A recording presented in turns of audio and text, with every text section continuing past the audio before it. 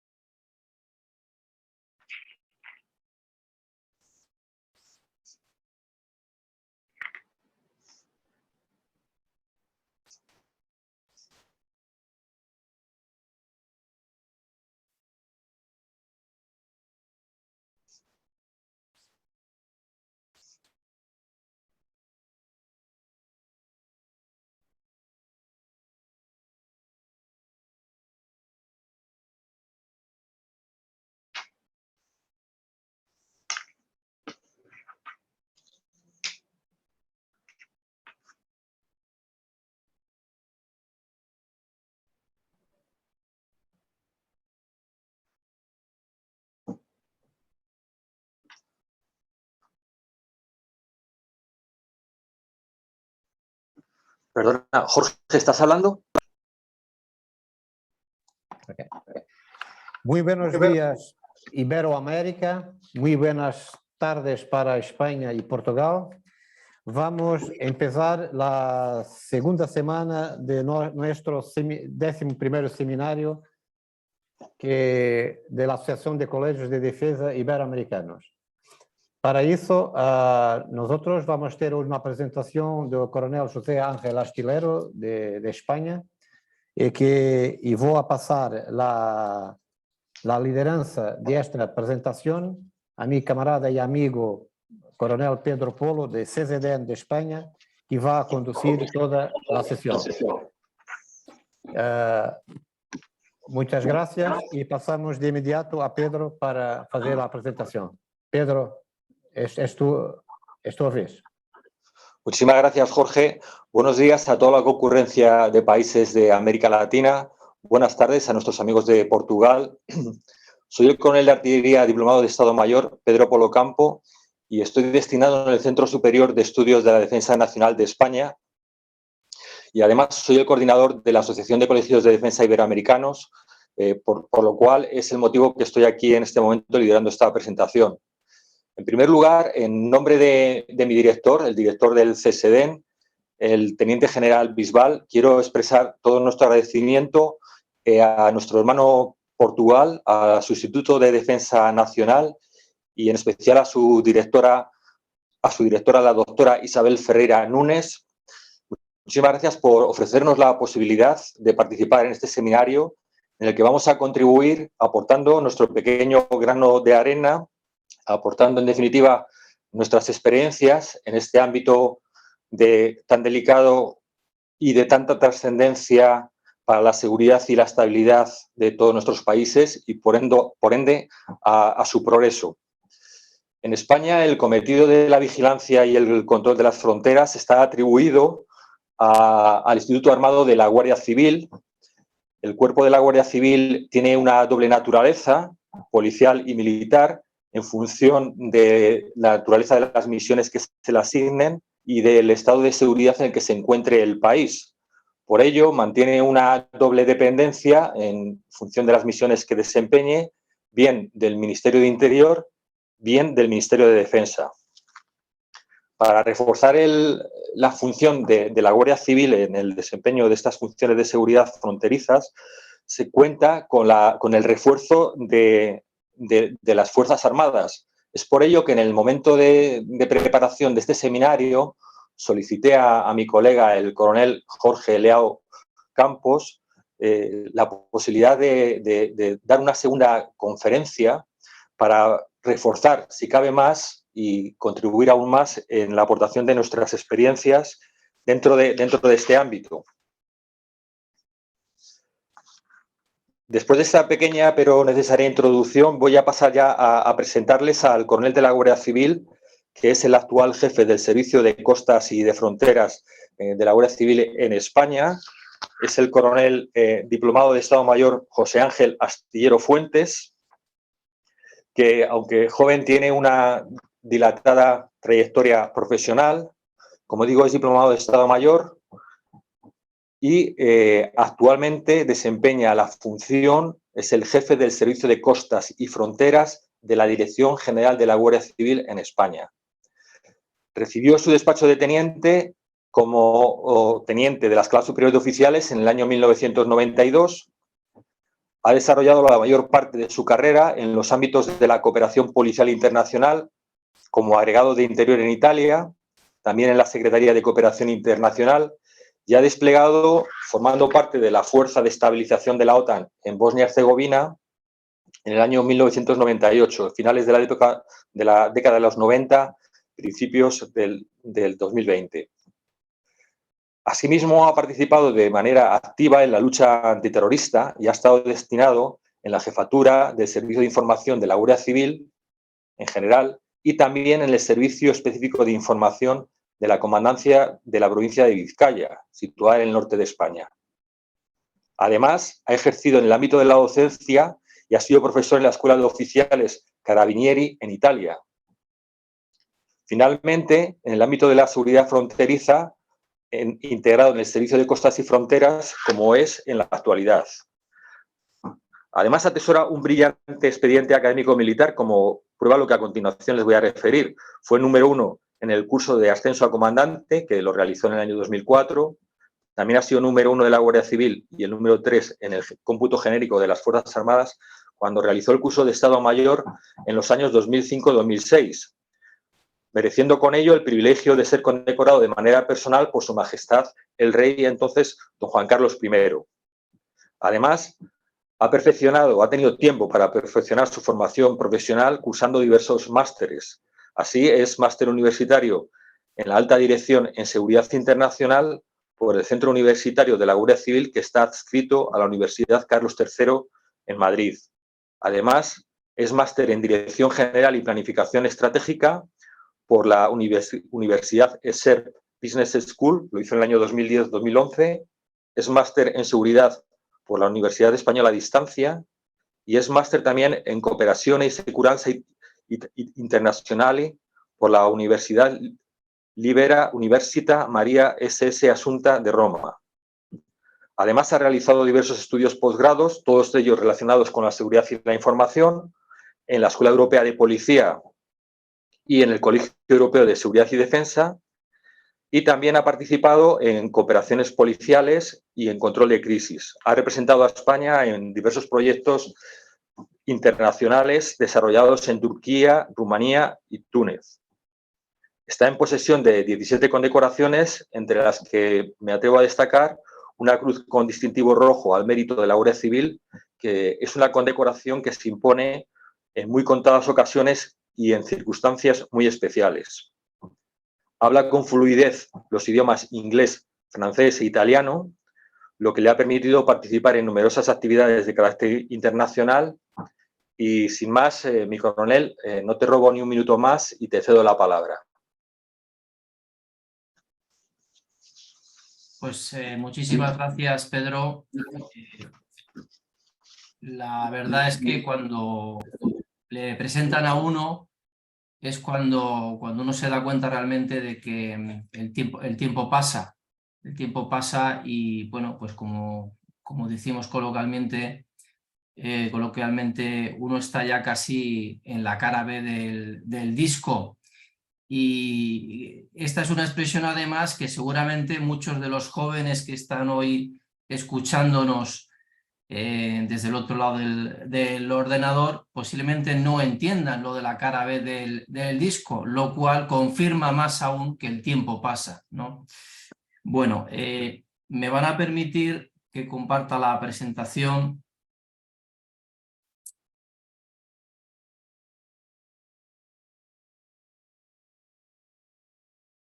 ¿Se está viendo la presentación, por favor? Muy bien, está bien. Vale, porque yo no la veo.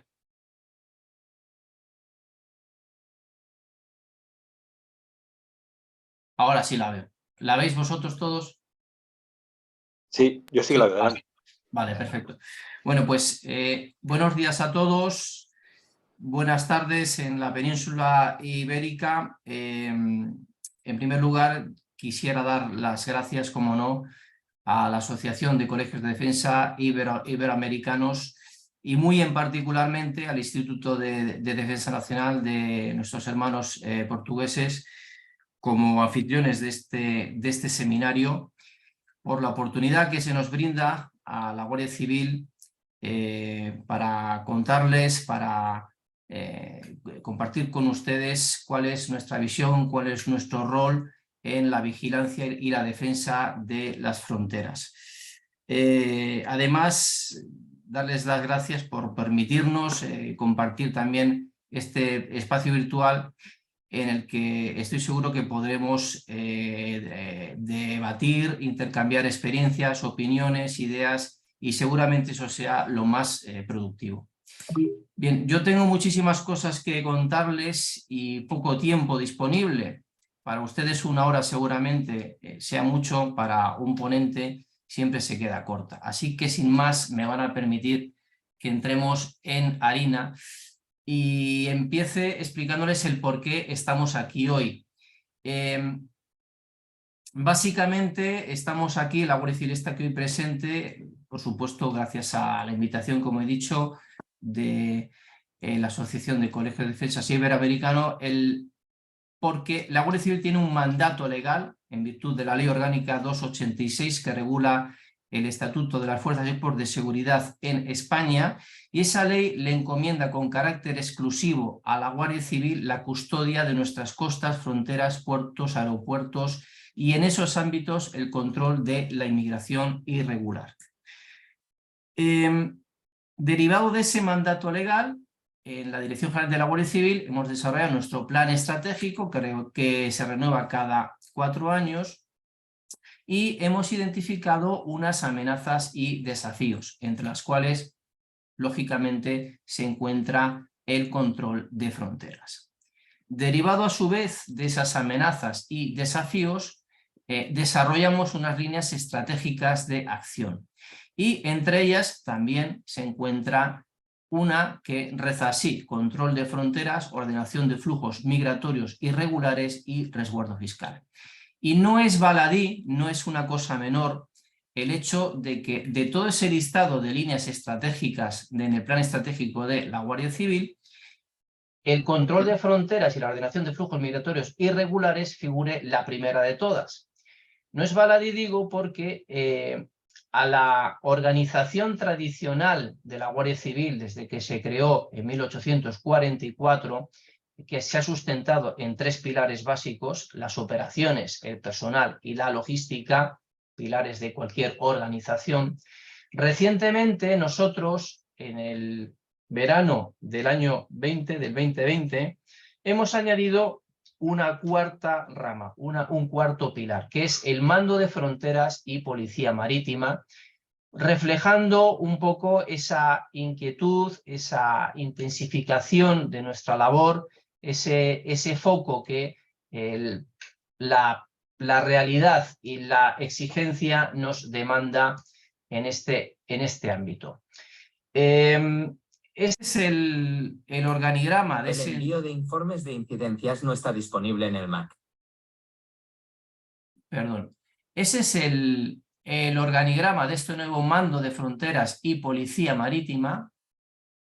No les voy a aburrir, yo sé que a los militares nos gusta mucho lo de los organigramas y a los civiles les aburre mucho, y si me lo permite le voy a decir que comparto la opinión de los civiles. Por lo tanto, voy a ser breve, simplemente quiero decirles que tenemos dos grandes patas, la parte de fiscal y fronteras y la parte de costas y policía marítima. Una está más centrada en tierra y la otra más centrada en el ámbito marítimo. Y señalarles simplemente que ese circulito en rojo que ven ahí es el Servicio de Costas y Fronteras que yo dirijo. La creación de este nuevo mando de fronteras y policía marítima ha tenido una amplia cobertura mediática. Como ejemplo, pues les pongo aquí la portada de la revista profesional de la Guardia Civil, que realizó un número monográfico sobre ello.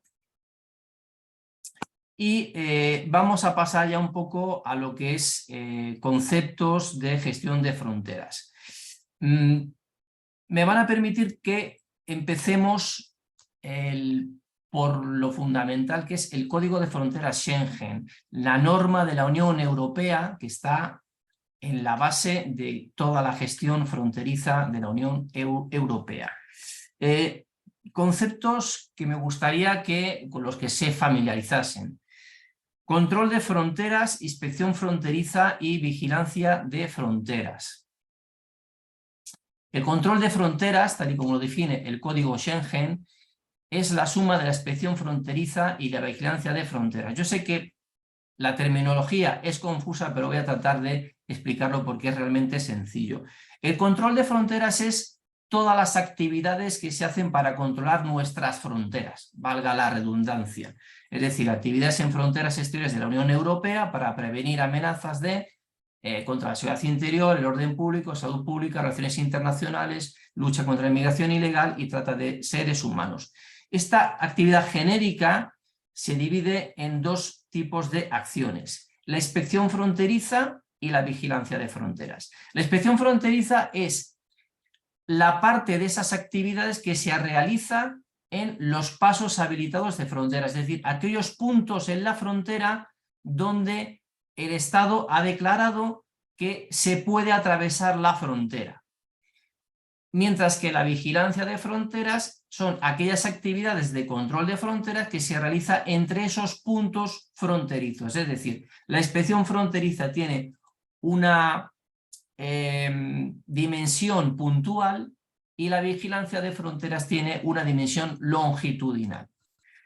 ¿Y quién realiza todas estas actividades? Los guardias de fronteras. Guardias de fronteras que el Código Schengen los define también. Se trata de los servicios nacionales que los Estados miembros definen como tales. Es decir, cada Estado miembro de la Unión Europea le comunica a las autoridades de Bruselas quiénes son sus guardias de fronteras. En España son la Guardia Civil, la Policía Nacional y las aduanas. Y añade el Código de Fronteras, y esto es realmente importante, cada uno actuará en su ámbito competencial, es decir, el Código Schengen no pretende suplantar la normativa nacional. Si, por centrarnos en el caso de España, la Guardia Civil en España tiene unas funciones, la Policía Nacional otras y las aduanas otras, el hecho de que nos pongamos esa gorra de Guardia de Fronteras no significa que cambiemos nuestro marco competencial. Con esa premisa, en España, la vigilancia de fronteras, es decir, esa actividad de control de nuestras fronteras entre puntos fronterizos, corresponde exclusivamente a la Guardia Civil según la ley que les acabo de mencionar, 286. Y la inspección fronteriza, es decir, las actividades en esos pasos habilitados puntuales, lo que conocemos como los pasos fronterizos, se divide en 3 partes. La comprobación de documentos de entrada y salida, pasaportes, le corresponde a la Policía Nacional. Y el control de los equipajes y el control de los medios de transporte se realiza entre la Guardia Civil y las aduanas. Todas estas actividades se desarrollan, como no podía ser de otra manera, bajo un previo trabajo de análisis de riesgos y orientados por inteligencia. Es decir, nuestros servicios tratan de maximizar la eficacia y gestionar lo más adecuadamente posible los recursos. Para poder obtener esa inteligencia, disponemos de una unidad central de análisis e investigación en fiscal y fronteras, la UCAIF, que a su vez se apoya en las oficinas locales que tenemos desplegadas en todas las provincias. Estas son las oficinas que nos indican dónde desplegar y por qué desplegar para combatir toda esa delincuencia transfronteriza que pueden ver ahí. Pasamos ahora a entrar ya en cada uno de los ámbitos específicos, geográficamente separados, sobre cómo gestionamos nosotros la seguridad de nuestras fronteras. Y vamos a empezar por las aéreas. Para ello, en la Guardia Civil contamos con un despliegue de unos 3.000 guardias civiles que están localizados en los 49 aeropuertos y 2 helipuertos de nuestro país. Este es el sistema o el modelo, digamos, el modelo compartido de seguridad de la aviación civil que tenemos en España. Tampoco les voy a aburrir mucho con esto, entiendo que es un modelo complicado, simplemente me gustaría que se quedasen con la idea de que es un modelo de seguridad compartido, en el que por un lado tenemos órganos que pertenecen al Ministerio de Transportes y por otro lado tenemos órganos que pertenecen al Ministerio del Interior, básicamente la Guardia Civil y la Policía Nacional, más las aduanas. Y en esa línea amarilla que ven en medio hay una cosita, hay un cuadradito ahí que pone CLS, que está por Comité Local de Seguridad. Esos comités locales de seguridad son los comités en los cuales ambas partes se reúnen y coordinan todos los aspectos que tienen que ver con la seguridad fronteriza y aeroportuaria. Y me van a oír repetir mucho la palabra coordinación y el verbo coordinar. Y si yo quisiera que se queden con algo de toda la perorata que les voy a soltar, es precisamente con ese verbo y con ese sustantivo. Coordinar y coordinación. No hay una gestión de fronteras eficaz si no existe coordinación entre todos los actores. Podríamos decir, por resumirlo, que la parte del Ministerio de Transporte es la que se ocupa de las normas de seguridad de la aviación civil, mientras que la parte del Ministerio del Interior se ocupa de la seguridad pública y del control de fronteras. Desde otra perspectiva, podríamos decir que en ese modelo de seguridad compartida, el operador aeroportuario, el gestor, más las aduanas, más las compañías aéreas y los servicios de seguridad privada se encargan de la prevención de la seguridad fronteriza, mientras que la Guardia Civil y el resto de fuerzas y cuerpos de seguridad contribuyen a esa prevención, pero sobre todo, y la supervisan, lógicamente, pero sobre todo tenemos el monopolio de la reacción, es decir, cuando se verifica un incidente de seguridad, tomamos el control de la situación. Y ya se lo he anticipado antes, cuando tenemos un modelo de seguridad compartida, lo fundamental es la coordinación, algo que es fácil de decir, pero realmente difícil de ejecutar, y se lo digo por experiencia propia. Les voy a resumir ahora muy rápidamente algunos de los proyectos principales que llevamos en el área de seguridad de fronteras aéreas. Les voy a hablar muy rápidamente sobre detección de comportamiento, patrones de reacción ante ataques terroristas, policía del aire y seguridad en vuelo. El proyecto Ícaro de la Guardia Civil es un proyecto de identificación de conductas anómalas, detección del comportamiento anómalo. Me consta que prácticamente todas las fuerzas policiales del mundo tienen su propio programa de detección del comportamiento anómalo. Me consta también que son bastantes menos las que ese programa está basado en una tesis doctoral, y permítame la inelegancia decirlo, pero hasta donde sé, la Guardia Civil es la única en el que ese programa, que está basado en una tesis doctoral, la tesis doctoral, la parte de la investigación de campo, se ha realizado con pasajeros reales. Las demás tesis doctorales se han hecho siempre con simulaciones, con actores.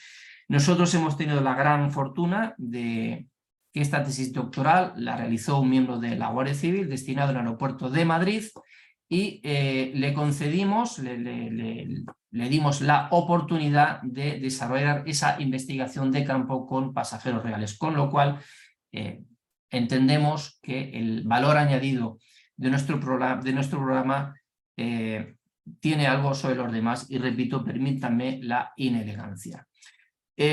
Tanto es así, y por compensar lo que acabo de decir, que es la Guardia Civil ahora mismo ostenta la presidencia del grupo de trabajo de detección del comportamiento de la CEAC. La CEAC es la parte europea, la Confederación Europea de la OACI, la Organización Internacional de la Aviación Civil. El proyecto PRAT es un proyecto que tenemos en marcha sobre patrones de reacción ante ataques terroristas. Juega con las iniciales del aeropuerto de Barcelona, del Prat, que es donde se inició. El objeto de este proyecto es formar y concienciar a nuestras guardias civiles, a nuestra seguridad privada y a el personal civil que trabaja en los aeropuertos, para hacer frente a esos ataques súbitos que se denominan tipo a los que sucedieron en los aeropuertos de Bruselas, de Estambul en el año 2016. Ataques que se desencadenan con una potencia de fuego combinando armas largas, explosivos, en cuestión de segundos, y en los cuales lo fundamental es que no podemos esperar refuerzos. No podemos atender que vengan las unidades especiales de intervención a socorrernos, tenemos que componernoslas como bien podamos. Ese es el objetivo, y con ese objetivo hemos diseñado diversos escenarios, ejercicios. Hemos analizado ataques terroristas reales, como el ataque de Orly del 17, el aeropuerto de Orly de París, en los cuales llegamos a conclusiones, bueno, que parecen realmente muy obvias, pero conviene tenerlas en mente a la hora de planificar los servicios. La masa es incontrolable, nadie puede predecir hacia dónde corre la gente cuando tiene miedo. Los agentes de seguridad privada también huyen, porque no son personas, no están preparados para esto, pero podemos prepararles, y ese es el objetivo de este proyecto. Y sobre todo la necesidad de esterilizar el aeropuerto entero una vez que se produce un incidente de este tipo. Con esas mimbres, bueno, pues hemos entrenado y concienciado a todo ese personal que pueden ver en la pantalla. El siguiente proyecto, la Policía del Aire, el llamado proyecto Pegaso, tiene su origen en dos razones. La primera de ellas, ya la ven ustedes ahí, la posición geográfica de España. Nos separan apenas 14 kilómetros del norte de África, y eso, pues esa proximidad nos otorga el dudoso honor de ser el país en el mundo que cada año hacemos más incautaciones de hachís. La Guardia Civil cada año incauta entre 300 y 400.000 kilos de hachís, que llegan a España principalmente en pequeñas aeronaves como las que ven ahí, procedentes del norte de África. Esa es una de las razones. La otra de las razones para crear para lanzar este proyecto Pegaso es la disrupción del dron en nuestros cielos. La previsión para el año 2050 es que en Europa vamos a tener 7 millones de drones recreativos y 400.000 drones profesionales volando sobre nuestras cabezas. Todas las nuevas tecnologías tienen su lado bueno y su lado malo. El lado malo, en este caso, es que hay mucho negligente, hay mucho usuario que no hace caso o no conoce las normas de seguridad, las prohibiciones que existen con respecto a volar drones en ciertos sitios y, por supuesto, también hay muchos malos, entre comillas, los malos de la película, que utilizan esta tecnología como vector para cometer sus maldades.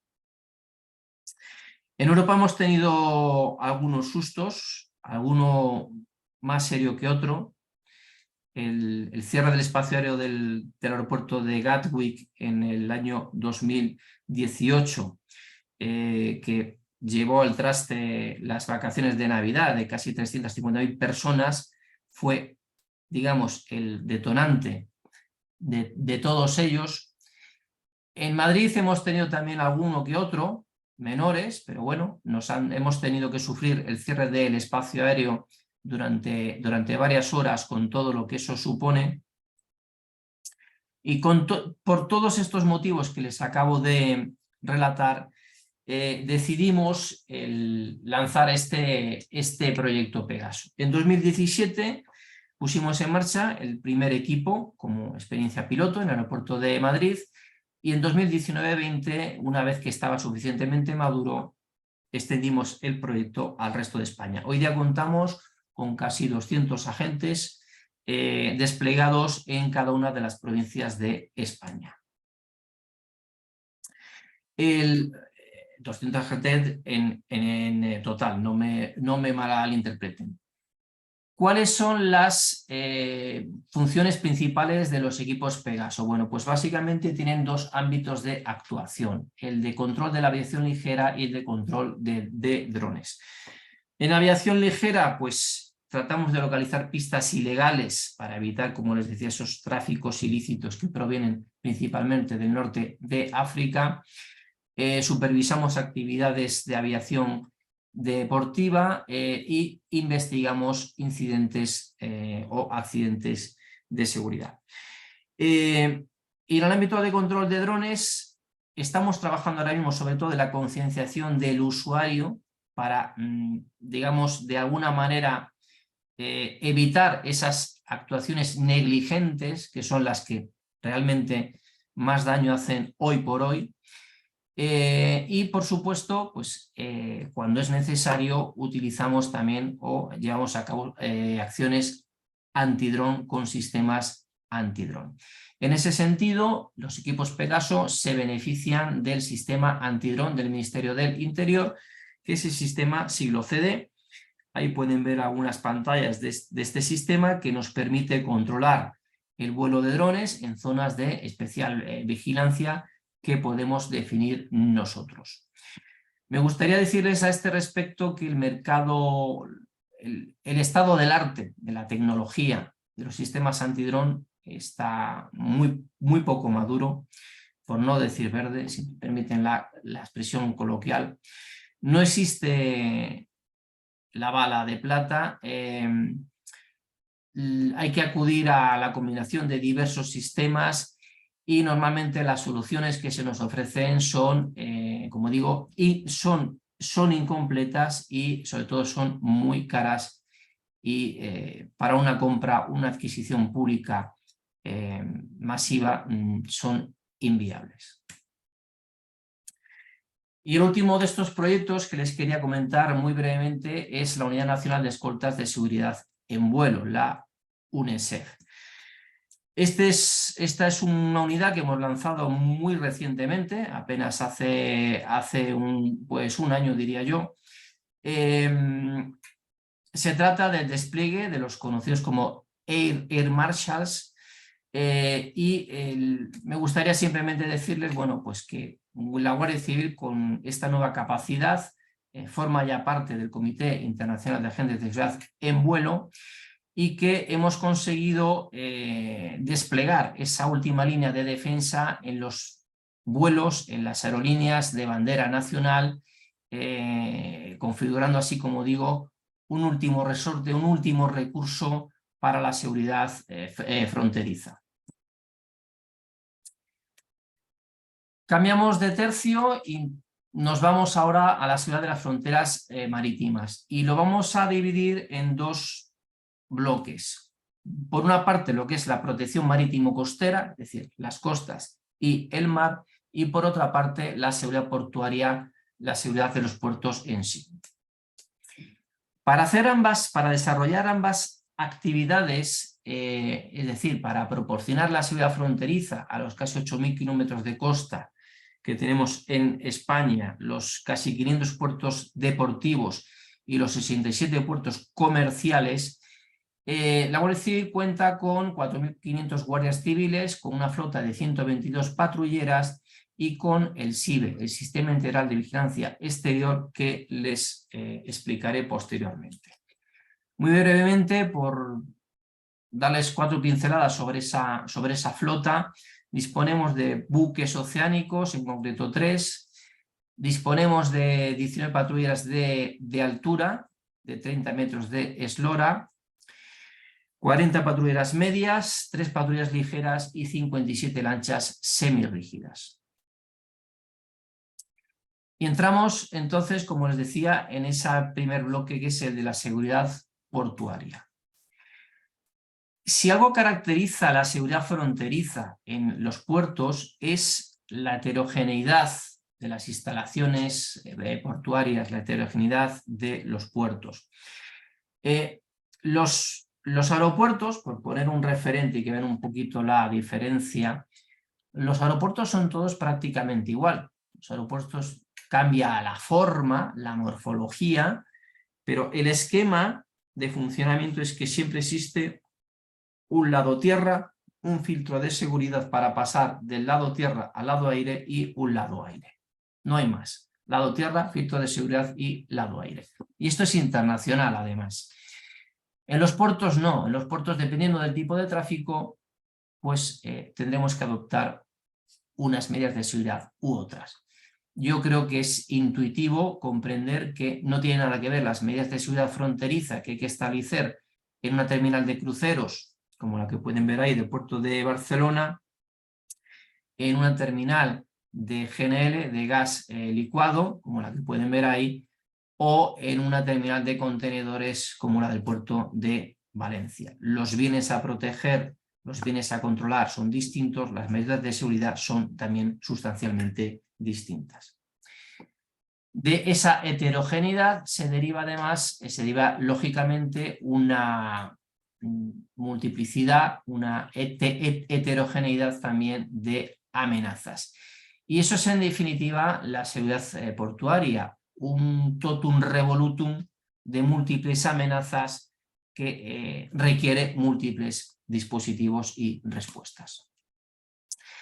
Pero por no hacerme prolijo, les voy a hablar muy brevemente de las que nos preocupan más. En primer lugar, lógicamente, la amenaza terrorista como factor que puede romper, quebrar el equilibrio en cualquier frontera. Y nos preocupa especialmente, y no puede ser de otra manera, la amenaza terrorista en el tráfico de pasajeros, ferries y cruceros. Y ahí pues nos preocupa especialmente el... Perdonen porque se ha ido la... Ha ido la ponencia. Sí, a ver. ¿Se ve ahora? No.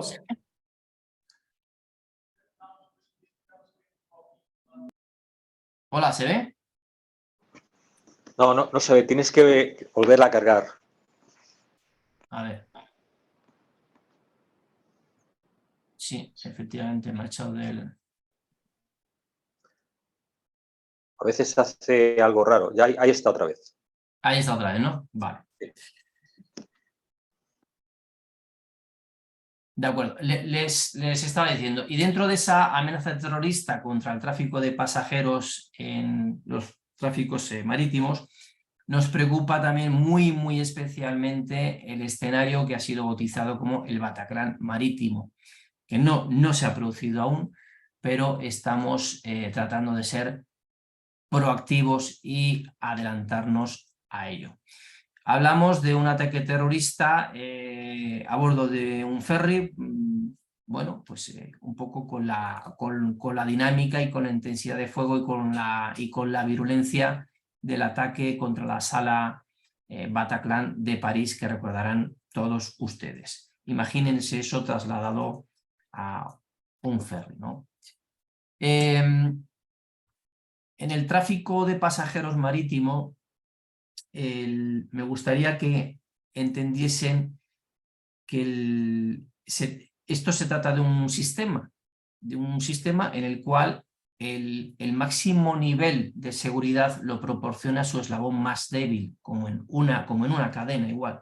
Por lo tanto, en ese sistema que es el tráfico marítimo, de nada sirve tener un control fronterizo y un control de seguridad muy férreo y muy bien realizado en un puerto X, pongamos el de Barcelona, si en otra parte de ese sistema, en alguna línea que conecta Barcelona con otro puerto, por no herir sensibilidades o que nadie saque nada de contexto, no voy a decir, pero vamos, en un puerto Y, ese sistema o esos controles de seguridad fronteriza no son tan altos y tan fuertes y tan eficaces como los del puerto de Barcelona. Evidentemente el sistema se contamina por el eslabón más débil y ese es el problema que hace de esto o que requiere de esto una solución global. No es una cuestión que España o cualquier otro país pueda afrontar unilateralmente. Nos preocupa también, dentro de todas esas amenazas que les decía, la inmigración, la presión inmigratoria en los puertos. Aquí ven algunas cifras de las intrusiones de los inmigrantes que hemos interceptado en los puertos, en los principales puertos de España. Y bueno, pues yo siempre cuando presento estas cifras comento lo mismo. Podría decirles a ustedes que somos muy buenos porque realmente, por poner un ejemplo, en el puerto de Melilla, en el año 2020, hemos interceptado 11.185 inmigrantes, pero no les voy a decir eso. Les voy a hacer la otra lectura, la que a mí me gusta hacer. Mire usted, o miren ustedes, en el año 2020 el sistema de seguridad de protección del puerto de Melilla, el sistema de cerramiento del puerto de Melilla, falló 11.185 veces. Y esa es la lectura que debemos hacer si queremos evolucionar y queremos corregir los errores y queremos tener un sistema eficaz de protección, en este caso contra los flujos irregulares de inmigración. Y la última preocupación de las que les hablaba, lógicamente, bueno, pues está, que les voy a contar que no sepan, el tráfico de drogas a través de puertos. Pues nuevamente, ahí ven las cifras espectaculares. Les podría hacer exactamente la misma lectura. No vamos a vanagloriarnos de que cogemos en torno a 400 toneladas o 300 toneladas de drogas cada año. No. Nos preocupa sobre todo en este caso lo que no cogemos, esa cifra negra, ese concepto policial que se llama cifra negra, que es la tasa del delito que se desconoce, pero que intuimos por diversas noticias y por informaciones y inteligencia, intuimos que es bastante más elevada de lo que podemos ver. En definitiva, todas estas amenazas que se ciernen sobre el entorno marítimo portuario van un poco de la mano o tienen su origen en que estamos en un en un entorno en el que todavía se transita de alguna manera del concepto de la cultura de la safety hacia el concepto de la cultura de la security. En castellano, la seguridad vale para todo, que ustedes saben que los ingleses distinguen entre, o los anglosajones, entre la safety y la security. La safety más relacionada con la seguridad laboral y la security con las amenazas provocadas por personas contra los bienes.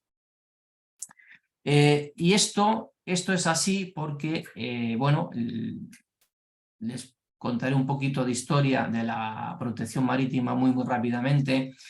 Antes del 11 de septiembre, que aprovecho para decirlo, no solo fue el detonante de toda la normativa de seguridad de la aviación civil, sino también de la protección marítimo-portuaria. Antes del 11 de septiembre, la única norma que existía sobre seguridad genérica en el entorno marítimo portuario era el convenio SOLAS. Convenio SOLAS que, como ven ahí, que lo he subrayado, hablaba de safety, es decir, esa seguridad entendida como no provocada por agentes humanos o deliberados. Como consecuencia del 11 de septiembre, al convenio SOLAS se le añade un capítulo que se convierte en un código per se, que es el código PBIP o conocido como ISPS en sus siglas en inglés. Y ese código es la única norma internacional, ese código que habla de security, vean, security versus la safety. Ese código es la única norma internacional que disponemos sobre security, sobre seguridad en el mundo. En el caso de España disponemos de ese código, disponemos de una directiva y un reglamento europeos y de un real decreto. Eso es todo, no hay más. Si comparamos eso con la ingente cantidad de normas que existen en el ámbito de la seguridad de la aviación civil, no se pueden imaginar cuál es la diferencia. Es abrumadora, es abrumadora. ¿Qué resulta de todo eso? Resulta, bueno, pues que hay que decirlo de una manera clara, la seguridad de la aviación civil es un esquema que ha sido testado, validado y que funciona, digamos, notablemente bien, mientras que la seguridad de los puertos, bueno, pues carece o adolece efectivamente de ese corpus normativo, lo cual se traduce en más indefinición, una laxitud y una dependencia muchas veces de la buena voluntad de los actores que están ahí presentes. ¿Qué les quiero decir con esto? Bueno, pues nosotros nos hemos inventado un palabra, que lo ven ahí, que es la aeroportización de la protección marítima. A nosotros nos gustaría exportar el modelo de los aeropuertos a los puertos y nos gustaría que la autoridad portuaria con sus recursos se implicase más en la protección. Nos consta que lo hace, nos consta que pone su máximo esfuerzo, pero es efectivamente esa falta de regulación la que no nos deja, digamos, avanzar. Nos gustaría que de alguna manera los puertos fuesen ese espejo de los aeropuertos y que el gestor, la autoridad portuaria, se implicase de manera que ellos asuman la protección del puerto y nosotros simplemente la complementemos y la supervisemos y podamos centrarnos en otras actividades más cualitativamente exigentes, que es exactamente lo mismo que hacemos en los aeropuertos. Esto ya les sonará y esto es a lo que nos gustaría. Lo que pasa que antes, cuando lo he puesto para los aeropuertos, lo he puesto como una realidad. Aquí estamos a mitad de camino. Nos gustaría que de una manera efectiva las autoridades portuarias y los buques se encargasen de la prevención, las fuerzas y cuerpos de seguridad del Estado de complementar esa prevención y de supervisarla y de tener ese monopolio de la reacción. Estamos trabajando muchísimo y en eso hay que agradecer también a las autoridades portuarias el esfuerzo que realizan. Estamos trabajando muchísimo en coordinarnos y nuevamente permítanme que les insista esa dificultad de la coordinación. En el ámbito marítimo portuario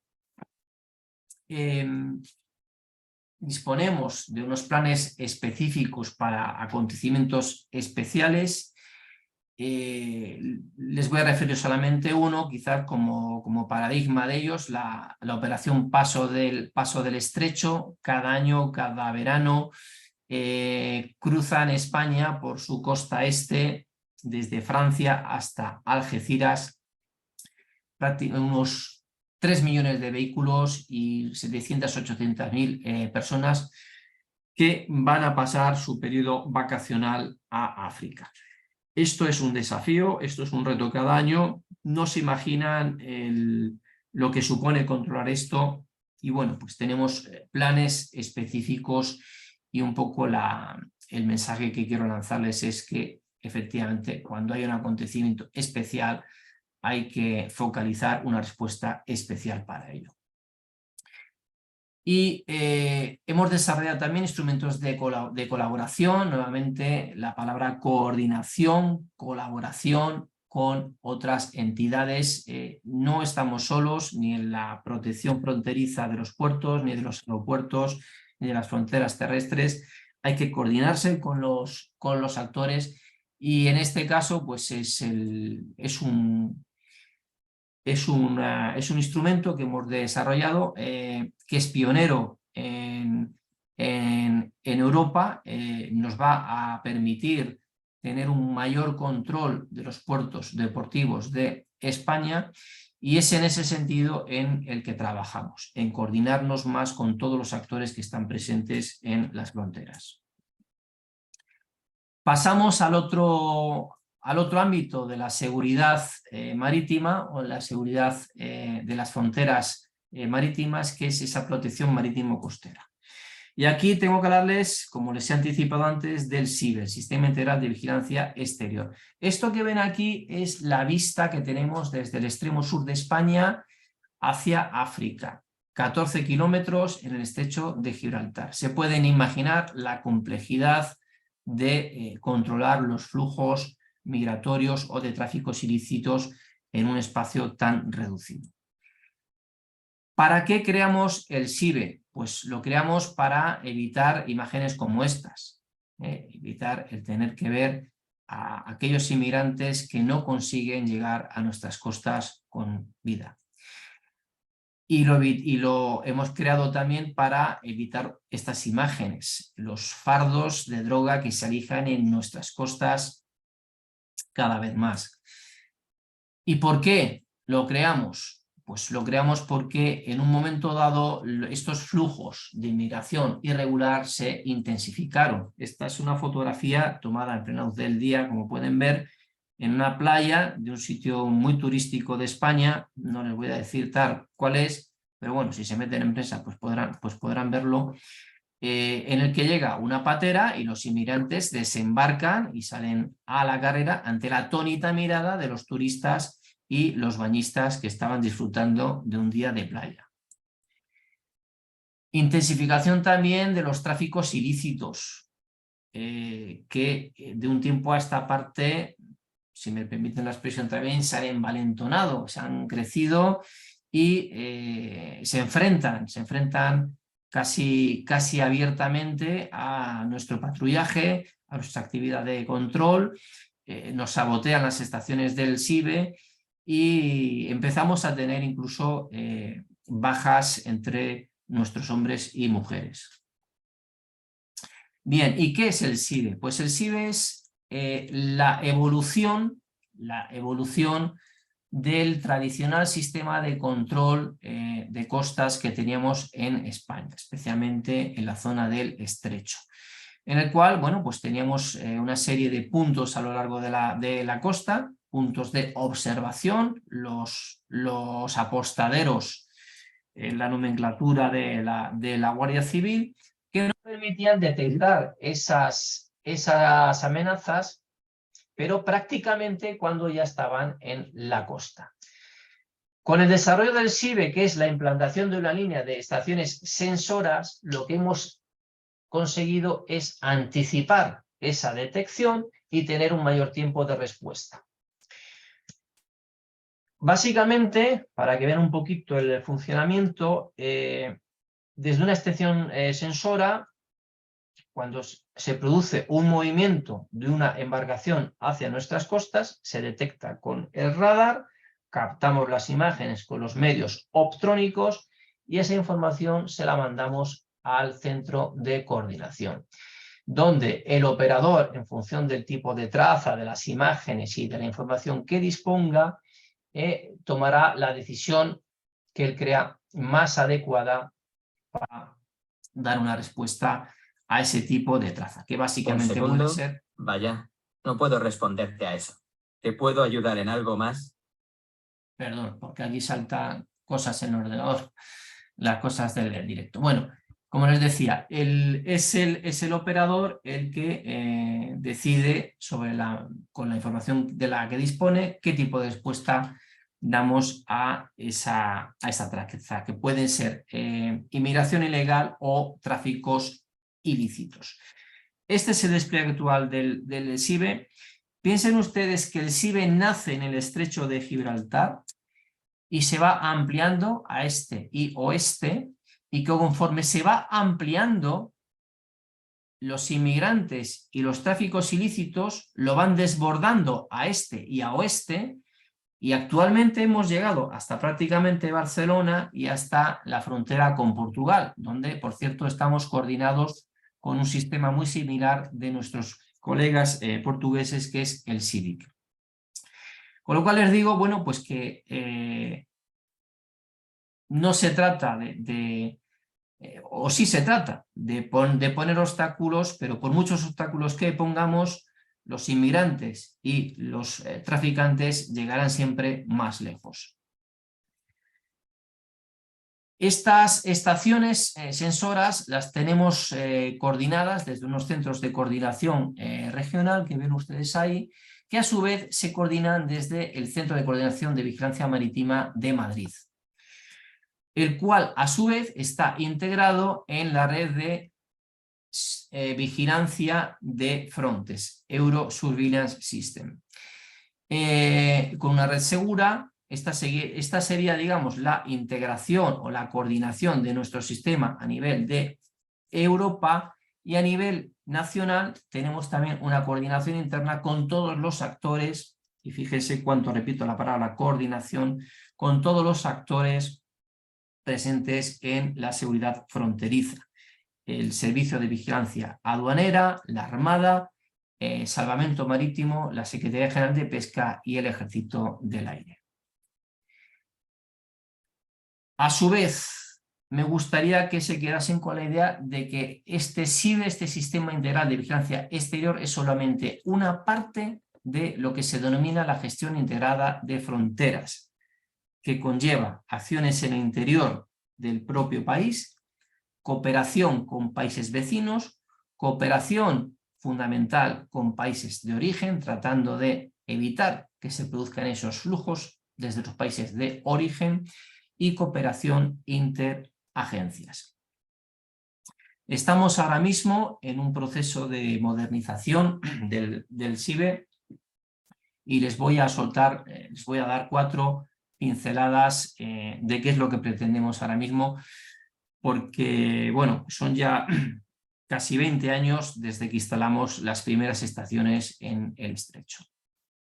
Queremos innovar las capacidades, queremos mejores prestaciones en nuestras cámaras, los sistemas optrónicos de última generación, queremos renovar las unidades móviles que tenemos también para aquellas zonas más abruptas, a donde quizás por la orografía no llega la señal y tenemos sombra de nuestros radares.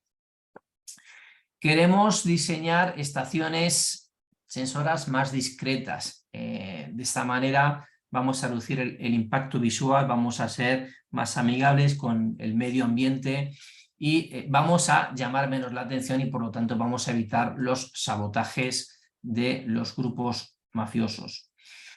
Queremos integrar sensores móviles en plataformas móviles, en drones. Queremos tener capacidad de detección de drones. Queremos, por supuesto, si vamos a detectar drones, tener también capacidad de neutralizar drones. Vamos a sustituir los radioenlaces por tecnología 5G. Y sobre todo, y fundamental, queremos potenciar más, no es que no dispongamos de ello ahora, pero se puede potenciar mucho más. Queremos potenciar la inteligencia artificial, tener o automatizar y facilitar la labor del operador de manera que le salten las alarmas y ya prácticamente con lo que la inteligencia artificial nos diga poder tomar las decisiones más adecuadas. Y paso ya finalmente a explicarles muy rápidamente algunos de los medios especiales que tenemos desplegados en el control de fronteras. Y cuando presento estos medios especiales lo hago siempre con esta fotografía de un guardia civil, una vieja fotografía de un guardia civil patrullando nuestras costas. Porque evidentemente no hay recurso, no hay medio más especial que el hombre. Si el hombre falla, si el hombre no está motivado, si el hombre no tiene formación, todo lo demás no funciona. Y me gustaría también que se quedasen un poco con ese mensaje. El primero de estos sistemas, el sistema de identificación automática de matrículas, no es más que un lector automático de matrículas como el que se pueden encontrar ustedes en un centro comercial, pero en este caso lo tenemos instalado en todos los puertos o en los principales puertos de España e interconectado con nuestras bases de datos, de manera que si sobre ese vehículo o sobre ese titular existe algún tipo de requisitoria o acción policial, lo podemos conocer en tiempo real. Sistema de detección de personas, sensores geofónicos, por traducirlo, una especie de sensores sísmicos que permiten detectar en espacios ocultos, en dobles fondos, en contenedores, la presencia de personas mediante el latido del corazón. Podemos detectar en menos de 15 segundos y con una probabilidad del 97% si hay una persona oculta en ese vehículo. Con este sistema hemos descubierto casos como este, pues una carga declarada de componentes eléctricos donde vemos que habían inmigrantes ilegales.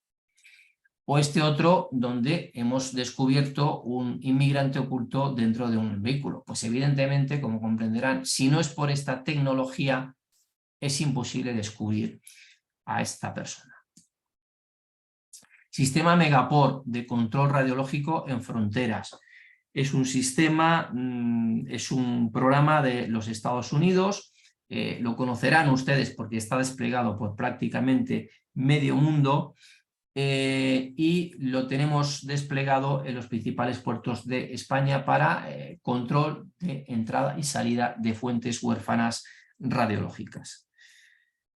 El CSI, también un programa conjunto con los Estados Unidos, que es básicamente un sistema de inspección de grandes contenedores. Gracias a este sistema pues hemos podido descubrir casos como este que ven aquí, una carga declarada de chatarra y pues efectivamente cuando el guardia civil abre el contenedor lo que va a ver es solamente chatarra, sin saber que más adelante lo que tenemos es un contrabando de tabaco. Otros casos como este de aquí, donde pueden ver que además de la carga de esos tubos que declara el transportista, pues en la parte superior hay inmigrantes, o este otro que teóricamente declara transportar unos productos químicos y en los bajos vemos que hay algo más. Con todos estos recursos, con todas estas iniciativas, proyectos, normativas, con todo nuestro afán, nosotros tratamos de conseguir un modelo de control de fronteras coordinado, eficiente y proactivo. Proactivo porque somos conscientes, por la experiencia nos indica, que en el ámbito de la seguridad fronteriza, el cumplimiento de la norma, la compliance, no implica seguridad. Lo ilustra muy bien esta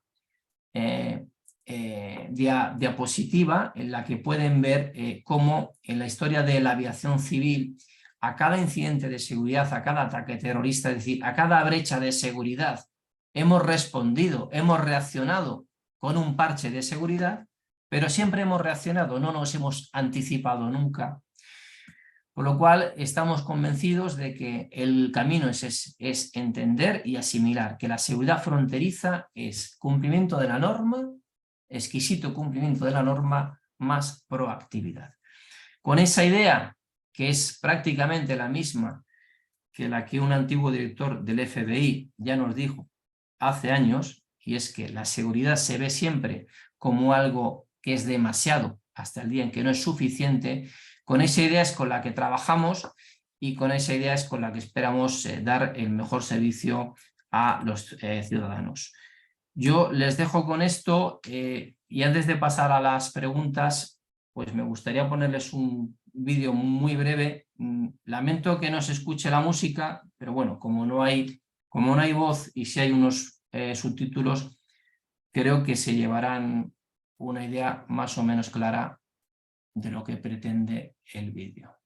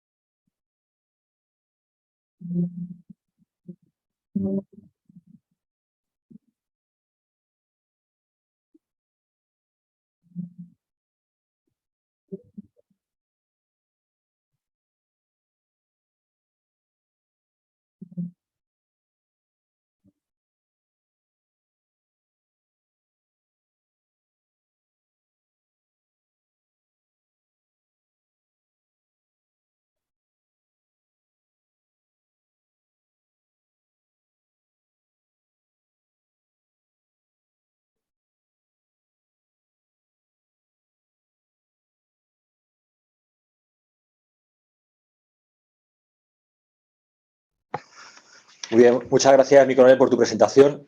Recupero yo el control de la emisión, con tu permiso, Jorge, para abrir el turno de preguntas. Tenemos muchas preguntas. Voy a tratar de seleccionar las que sean más interesantes. José, te pido que consigas el compromiso y hagas un esfuerzo por comprometerte de ser breve y claro a la vez, lo cual no es nada fácil con la finalidad de que nos dé tiempo a hacer muchas preguntas. Bien, voy a tratar de agruparlas, porque hay algunas que son parecidas. Tengo aquí una muy interesante.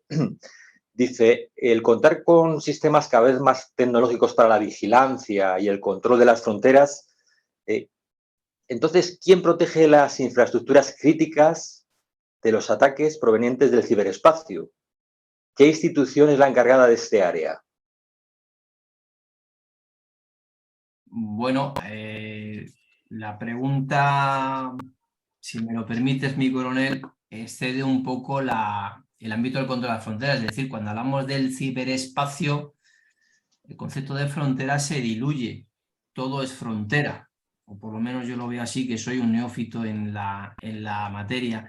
Lo que sí puedo responder un poco más en concreto, y siguiendo tu orden que acato de ser breve y conciso, es las infraestructuras críticas en España están protegidas doblemente, o por lo menos en algunos ámbitos.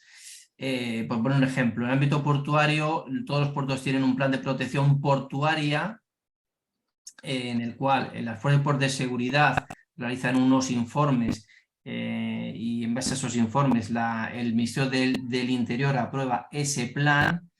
Y por otra parte, el Centro Nacional de Protección de Infraestructuras Críticas complementa ese plan con la parte ciber, con la parte de protección de amenazas ciber. Nosotros nos preocupamos de la parte de la seguridad física, incluso de la parte de la seguridad física de las CPUs, de los sistemas físicos e informáticos, pero la parte de la amenaza lógica es el Centro Nacional de Protección de Infraestructuras Críticas el que lleva a cabo esa protección. Aparte de eso, pues hay evidentemente otros muchos actores, el Centro Nacional de Inteligencia, las propias fuerzas y cuerpos de seguridad del Estado tienen sus departamentos de lucha contra el cibercrimen, pero básicamente, y por no dilatarme más, ese es un poquito el esquema y los actores que tenemos en esa defensa ciber. Muchas gracias. Otra pregunta. La hace el capitán de navío. No lo veo. Una pregunta muy interesante. ¿Cómo se realiza la coordinación, que has repetido muchas veces, entre los sistemas que se dispone a nivel de Unión Europea en relación con el control del movimiento masivo del narcotráfico que viene de América y de África? ¿Cómo se realiza esa coordinación, entiendo que es fácil la pregunta, entre la Guardia Civil Española y los organismos de la Unión Europea? Bueno, es una pregunta un poco amplia. Vamos a ver. Existen distintos niveles de coordinación. Si es a nivel investigativo, si hay una investigación previa, eso se canaliza a través de agencias como puedan ser Interpol en un ámbito supra Unión Europea, o a través de Europol si es una investigación en la que está digamos implicada algún país de la Unión. Si no existe una investigación previa, pues normalmente las cosas funcionan a través de contactos entre consejerías de Interior, agregados de Interior destacados en las embajadas, o oficiales de enlace destacados en cuerpos policiales.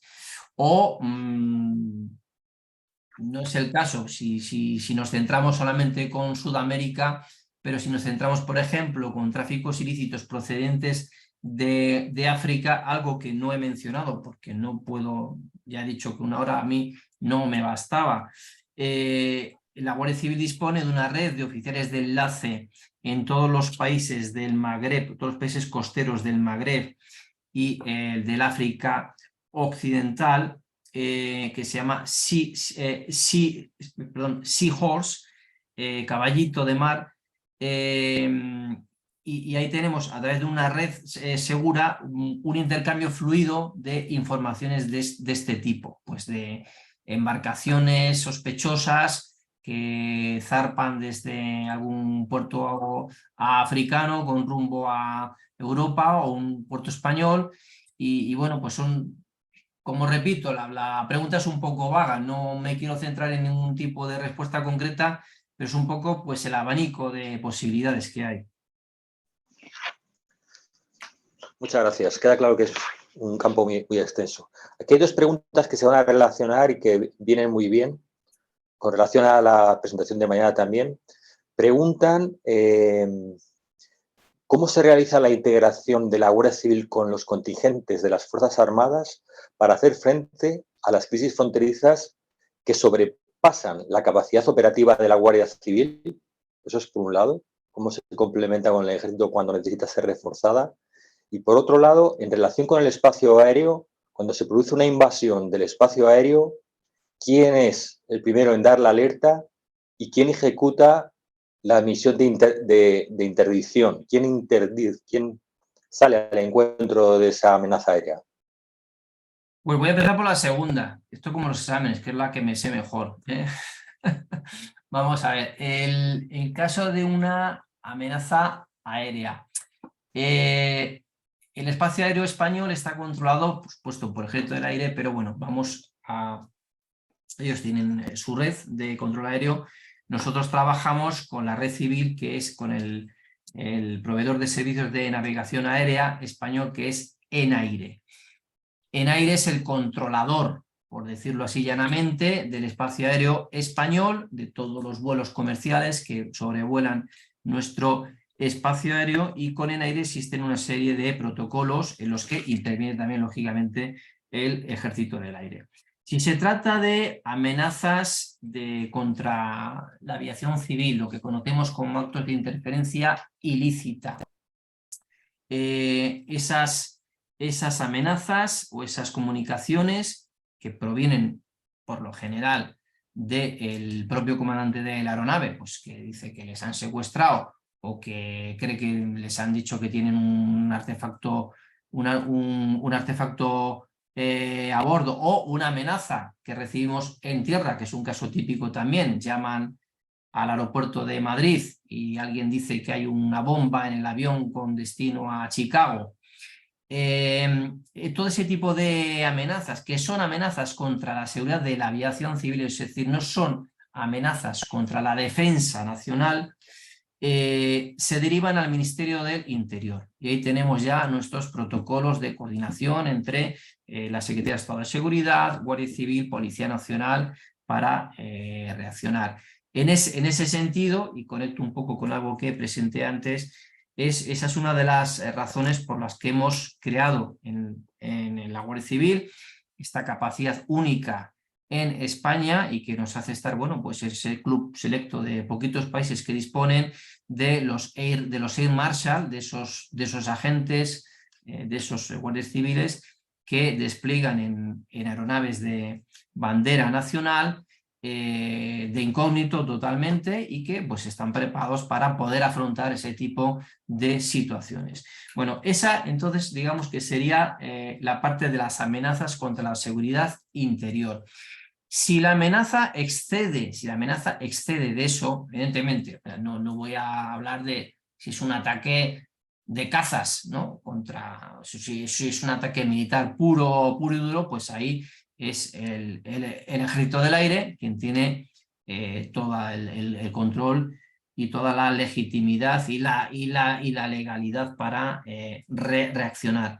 Pero si se trata de ese otro escalón, que es el que todos conocemos también, tipo los ataques del 11 de septiembre, lo que se conoce como la amenaza Renegade, es decir, ese avión que se ha secuestrado, que se intuye o que se sabe manifiestamente que se va a utilizar como arma contra un objetivo, y para cuya neutralización las capacidades de la Fuerza de Cuerpos de Seguridad exceden, no tenemos capacidad para neutralizarlo, Para eso existen unos protocolos específicos con el Ejército del Aire, que cuando se confirma la amenaza Renegade, son ellos quienes toman el control de la situación. Esa es un poco la división de la respuesta. Con respecto a las operaciones de control fronterizo, la coordinación o integración con Fuerzas Armadas, pues a ver, la respuesta se me antoja complicada porque no sabría poner ningún ejemplo, excepto el que podamos tener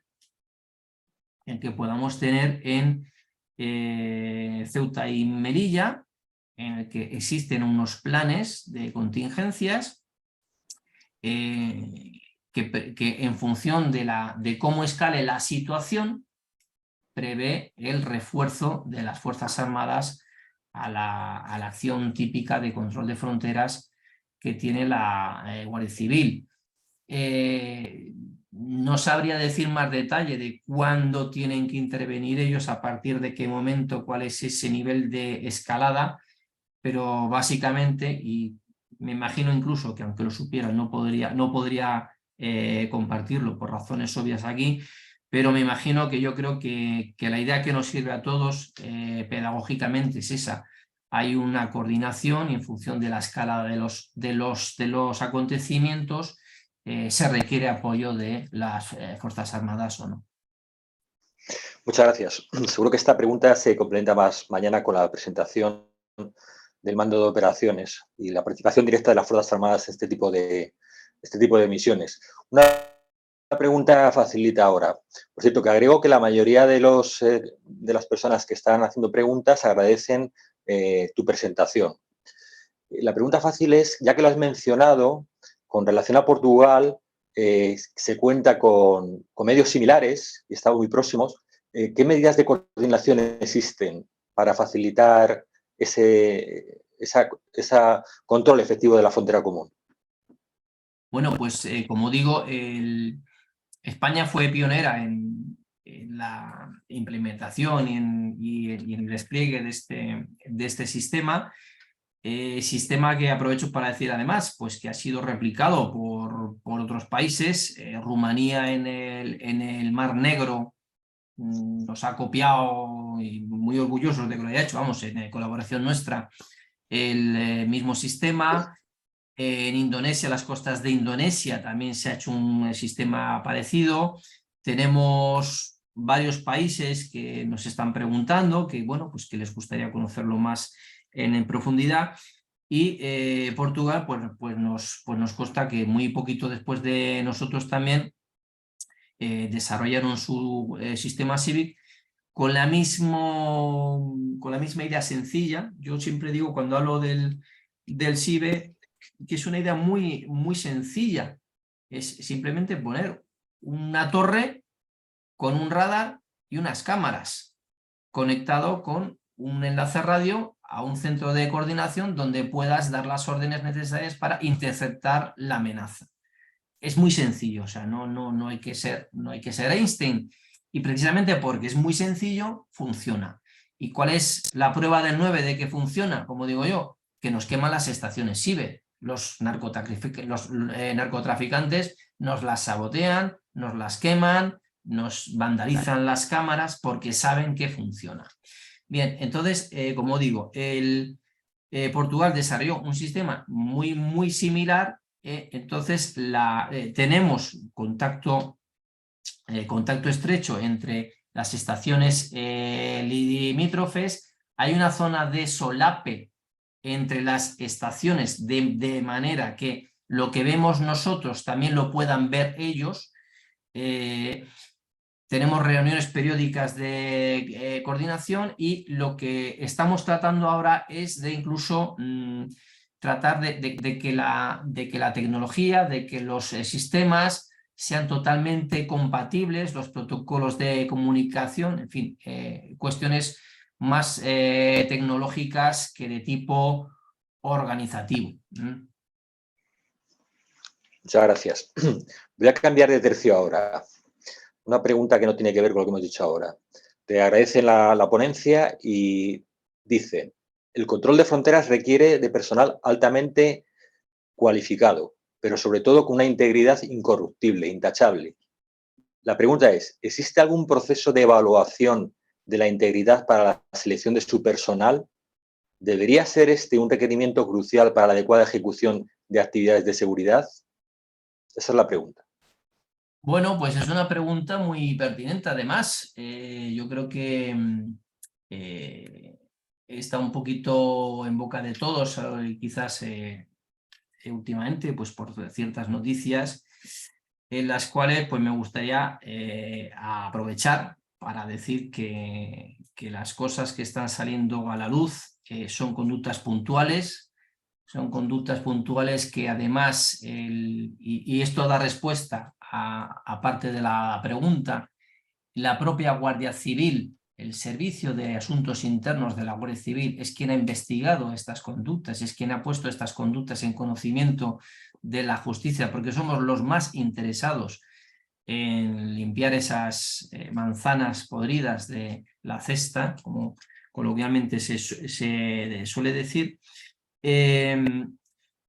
Y respecto a esos requisitos, bueno, pues los requisitos son los requisitos que tiene cualquier miembro de una fuerza o cuerpo de seguridad del Estado para ingresar. Hay una serie de pruebas, se pasan unos exámenes psicológicos, hay unos procedimientos de seguimiento del personal por parte de sus mandos que anualmente tienen que elaborar unos informes sobre su actuación, en las que se contemplan muchos aspectos, entre ellos, pues, lógicamente, la integridad, el honor, la lealtad. Y qué duda cabe que en esas unidades más concretas que están en aeropuertos, en puertos, donde quizás se está más en el foco de la acción de corrupción o de corruptibilidad, si se puede decir eso, que no lo sé, por parte de esas mafias, ese seguimiento es todavía mucho más estrecho.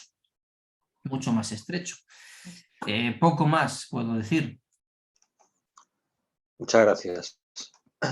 Voy otra vez a cambiarte de tercio. Vamos a ver, aquí la tengo.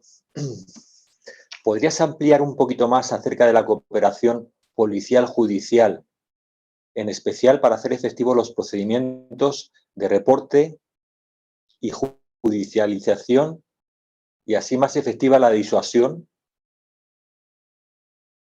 No he entendido nada. La pregunta es, dentro de la cooperación policial-judicial y de los procedimientos y medios que actualmente tenemos, bajo tu punto de vista, ¿en qué ámbito habría que trabajar más, así lo entiendo yo, para hacer conseguir una disuasión más efectiva de las posibles amenazas? Para conseguir una mayor, es que se queda enganchada ahí la... Para conseguir una mayor disuasión a las posibles amenazas dentro de la cooperación policial-judicial y los procedimientos y medios utilizados, ¿dónde crees tú, así lo entiendo yo, dónde crees tú que habría que trabajar más para perfeccionar los procedimientos? Pues perdóname, Pedro, pero es que no sé por dónde enfocar la pregunta. Me parece tan... O sea, no sé si le podemos preguntar Sí. al asistente, al compañero que ha preguntado esto y que nos matice un poco, porque no sé Carlos qué Sánchez, centrarla. la pregunta la hace el coronel Carlos Sánchez Beltrán. Si puede exponer su pregunta de una manera más clara para que la entendamos, está un poco enrevesada. Mientras tanto, voy a pasarte otra pregunta. Es una pregunta un poco larga, Y dice que dentro del gran abanico y modalidades de amenazas transnacionales que existen, que muchas de ellas consiguen vulnerar todos nuestros procedimientos de seguridad, ¿cuál crees tú que es la más crítica para nosotros? Y pone el caso, por ejemplo, esa lucha que decíamos nosotros cuando estudiamos en la academia, lucha entre proyectil y coraza, detectas una amenaza, desarrollas los procedimientos para hacerla frente y los malos, por así decirlo, se superan y buscan nuevas formas de superar esas medidas de seguridad. Y pone el caso, por ejemplo, de que ciertos grupos de narcotraficantes europeos están adquiriendo semisumergibles para conseguir que la droga logre evitar los controles establecidos y llegar a su destino. ¿Qué tipo de amenaza crees tú ahora mismo que puede ser la más complicada, la más difícil de combatir? Bueno, pues, a ver, agradezco la formulación de la pregunta cuando dice ¿cuál crees tú que es la? Porque evidentemente la respuesta es muy... Puede haber muchísimas respuestas. Yo no diría que hay una amenaza más importante que otra, pero sí digo que hay una que está de moda, en la que se habla en cualquier foro internacional, y creo que tiene su razón, tiene su razón, porque sí está cobrando muchísimo, que es la amenaza interna. La amenaza interna, es decir, llevamos muchos años preocupándonos en proteger las puertas y las ventanas de nuestras casas, ¿no? Las puertas, digamos, de cara al público, pero nadie mira las puertas de atrás, nadie mira lo que tenemos dentro. Esto no lo digo tanto hacia las fuerzas de seguridad ni hacia las fuerzas armadas, tampoco lo descarto, pero sí lo digo porque ahí es donde surge esta preocupación hacia los gestores aeroportuarios, portuarios, de compañías aéreas, de compañías marítimas. Ahí sí existe la amenaza interna. Nosotros, muchos cuerpos policiales están desarrollando campañas de concienciación para poder no solo detectar la amenaza interna, existen, digamos, como dicen los anglosajones, tips, pistas que a un trabajador le puede dar sospechas sobre que alguien está haciendo algo que no debe. Pongamos una cosa como muy típica, un poco burda, pero por ilustrar la idea. Una empresa de handling, el handling son los que llevan los carritos con las maletas por los aeropuertos, ¿no? Si yo estoy trabajando en la empresa de handling y veo que un compañero de trabajo mío está siempre sacando fotos en algún sitio que no tiene ningún atractivo turístico, o me lo encuentro a veces que viene de un área en la que teóricamente no tiene acceso y cosas raras, pues eso son cosas que te puedan sospecha de que ese señor está trabajando para una mafia criminal, para un grupo terrorista. Entonces tenemos programas para enseñar, para formar y concienciar al personal laboral de aeropuertos y de puertos sobre esa amenaza, digamos, interna, insider, y sobre todo, y lo fundamental, esas campañas lo que tienen que habilitar son canales de reporte confidenciales. Porque una cosa es que tú le enseñes a ese señor a detectar la amenaza, y otra cosa es que él tenga valor para denunciarla, para reportarla, porque normalmente una cosa no tiene que ver con otra. La gente ve las cosas, incluso sin necesidad de que tú les formes, se dan cuenta de que ese tipo está actuando de una manera rara, pero no tiene valor de denunciarlo. Bueno, pues ahí está nuestra labor de habilitar esos canales confidenciales, esos buzones confidenciales, en los que ellos puedan reportar sin necesidad de exponerse ni de temer por su integridad física. Muy bien, muchísimas gracias. Ahora mismo son las 5:30. Jorge, yo creo que ya hemos agotado el tiempo.